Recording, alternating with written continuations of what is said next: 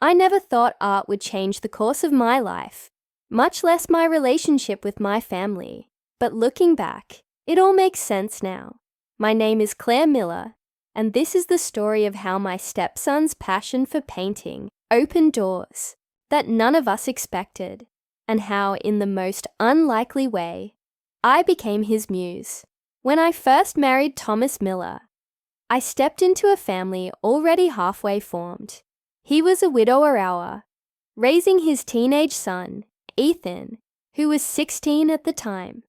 Being a stepmother was not something I had ever envisioned for myself. I had always thought I would marry younger, start fresh with someone single, and build a family from the ground up. Life had other plans. Thomas was kind, stable, and patient. He had weathered storms I could only imagine, having lost his first wife, Sarah, to illness years before. Ethan was polite but distant when we first met. He was tall for his age, with messy brown hair that always seemed like it needed a trim, and a quiet intensity that made him stand out among other kids his age. While other boys spent their time glued to video games or football practice, Ethan carried a sketchbook everywhere. He doodled on napkins, the edges of his homework, even scraps of receipts left on the counter. At first, I thought it was just a hobby, but soon I realized it was much more than that. One Saturday afternoon, I walked into the living room and found him crouched over a large pad of paper, his pencil moving furiously. He didn't notice me at first, his eyes darting between the page and the vase of sunflowers I had set out on the table. His hands were smudged with graphite, and his brow was furrowed with concentration. When he finally looked up, startled by my presence, he quickly closed the pad, as if embarrassed. "Sorry," he mumbled. "What are you sorry for?" I asked with a smile. "I didn't mean to be in the way." "You're not in the way?" I said softly. "Can I see?" He hesitated, then opened the sketchbook, just enough for me to peek. My breath caught. The sunflowers I had casually arranged looked alive on the page. The shading, the depth, the detail. It was as if the flowers were breathing. "Ethan, this is incredible," I whispered. His cheeks flushed and he shrugged. "It's nothing, just practice." But I knew it wasn't nothing. It was talent, raw and real. As months passed, Ethan's passion for art grew. He started experimenting with paints, charcoal, and even clay. I tried my best to encourage him without pushing too hard. I bought him supplies when I could, sometimes under the guise of gifts, sometimes just because I wanted him to have what he needed. Thomas, though supportive, was practical.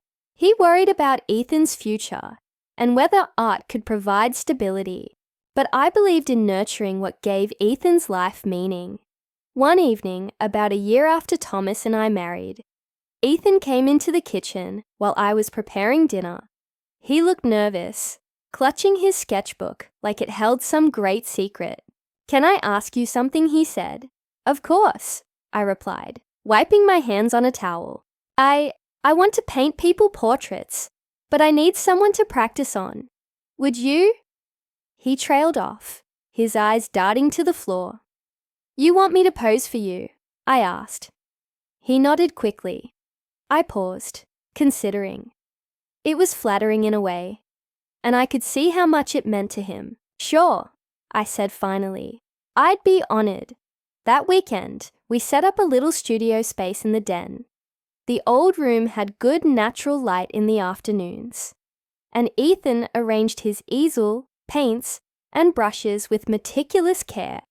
He asked me to sit in a simple chair by the window, my hands folded in my lap. At first, I felt self-conscious. Sitting still while someone stared at you, especially your stepson, was awkward. I fidgeted, glanced around, and tried not to laugh.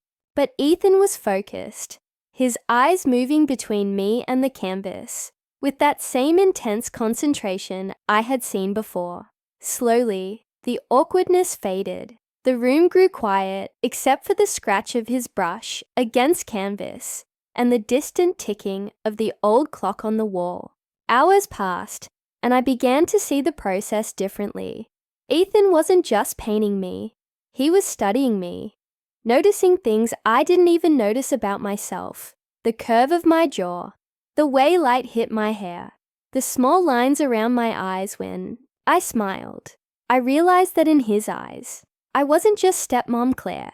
I was a subject, a figure worthy of being captured on canvas. When he finally showed me the finished piece weeks later, I was stunned. It wasn't just a likeness. It was me, but also more than me. It carried warmth, strength, and softness all at once. It was as though he had painted not just my face, but the way he saw me. From then on, posing became a regular part of our routine. Sometimes I sat reading a book while he sketched. Sometimes he asked me to wear a certain color or sit a certain way. Once he had me hold a basket of apples because he liked the way the red contrasted with my dress. With each portrait, I noticed a shift. Our conversations grew deeper, more open. He began telling me about school, about missing his mom, about how he sometimes felt like he didn't fit in. In turn, I shared parts of myself I hadn't before. I told him about my own childhood, my love for stories, and how I once dreamed of becoming a writer. Somewhere in those afternoons of quiet painting, trust blossomed between us. One day, Thomas walked in unexpectedly while Ethan was painting me. He froze in the doorway, watching silently. Ethan didn't notice at first, but I did. For a moment, I worried Thomas might think it strange, me sitting there as his son painted. But instead, Thomas smiled softly, almost proudly. He gets that. From his mom, Thomas said later that night as we sat in bed. Sarah loved to draw. I didn't think he remembered, but maybe he did. That explains so much. Art wasn't just a hobby, it was a legacy. The months rolled on, and Ethan's work flourished. He entered local art shows, often with me as the subject of his portraits. People started to notice his talent. A gallery owner even approached him about showcasing his work. I could see Ethan's confidence growing, his shoulders straighter, his voice stronger. And through it all, he still called me his muse.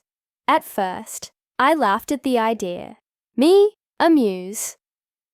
But the more I thought about it, the more I understood.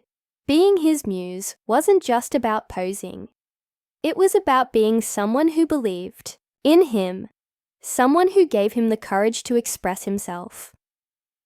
I realized then that we weren't just stepmother and stepson anymore.